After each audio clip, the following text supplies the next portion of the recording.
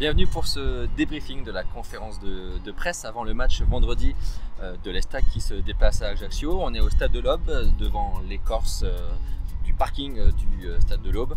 Et donc on vient de voir Stéphane Dumont et Ismaël Boura.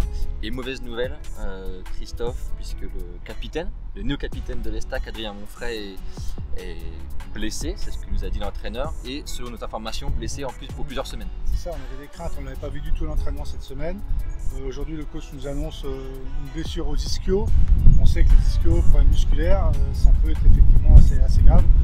Il n'a pas parlé d'indisponibilité sur le très long terme, mais on peut supposer effectivement une durée assez longue de plusieurs semaines. Effectivement. A priori, ça serait même un mois, donc ce qui est long, surtout qu'il y avait déjà une défense pas très stable. C'est ça, et la problématique au-delà de ça, c'est qu'effectivement, c'est derrière, on n'a pas de réservoir, si vous voulez, pour essayer d'amortir le choc, parce qu'on a appris donc que Tarat, qu'on a revu cette semaine d'entraînement, ne sera pas complètement apte à jouer si on a bien décodé le coach. En tout cas, pas de prise de risque pour éviter une rechute. C'est ça, il n'y aura pas de prise de risque a priori sur Tarat. Mendes, qui est arrivé, qui est capable de jouer dans le couloir droit et en charnière axiale, droite, n'est pas non plus préparé à jouer, en tout cas à l'heure actuelle. Il a suivi une préparation, mais il n'a pas disputé de match. Un problème de compétitivité aussi à ce niveau-là. Il reste les jeunes. Est-ce qu'un jeune, il y a des jeunes qui ont joué dans l'axe, dans la préparation. Il y a eu Diawara, il y a eu Akpakoun, ce serait peut-être lui d'ailleurs. Ça, a priori, les indices, ce serait effectivement Tom Akpakoun.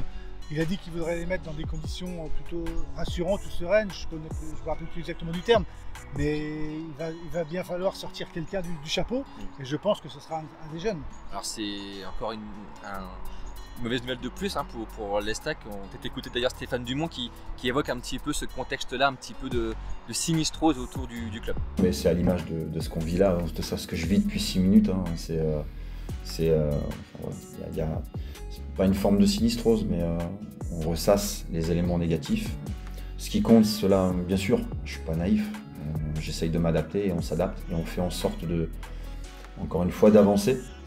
Mais il y a eu malgré tout, voilà, des secteurs et des éléments très positifs depuis 10 jours. Et il faut qu'on s'appuie là-dessus pour avancer. Ça, c'est le point le plus important du moment. De tirer enseignement et de continuer à chercher à progresser. Pour finir ce débrief, juste pour rappel, donc ce vendredi, c'est aussi la fin du mercato à 23 h. L'Estac ne pourra plus recruter ni faire partir de joueurs, en tout cas en France. Alors, est-ce qu'il y aura du mouvement ? Oui, ça on peut vous le dire, il y aura du mouvement dans les départs déjà certainement. Le coach Dumont a précisé que les joueurs qui ne seront pas dans le groupe Ajaccio seront certainement donc, sur le départ. Il a dit qu'il ne voulait pas prendre de joueurs qui ne seront pas là le lendemain. On peut penser à un Renaud Ripard, à un Nicolas Depréville qui a été annoncé aussi forfait. Est-ce que c'est une blessure ou est-ce que c'est une instance de départ? Certainement aussi des arrivées, peut-être un numéro 10 qui pourrait arriver. Donc voilà, il y a encore 2-3 mouvements comme ça dans les deux sens qui vont avoir lieu dans ces 24 prochaines heures. On aura le temps d'en reparler dans le débrief du match, du coup après Estac Ajaccio, enfin plutôt Ajaccio Estac en Corse, donc ce vendredi soir.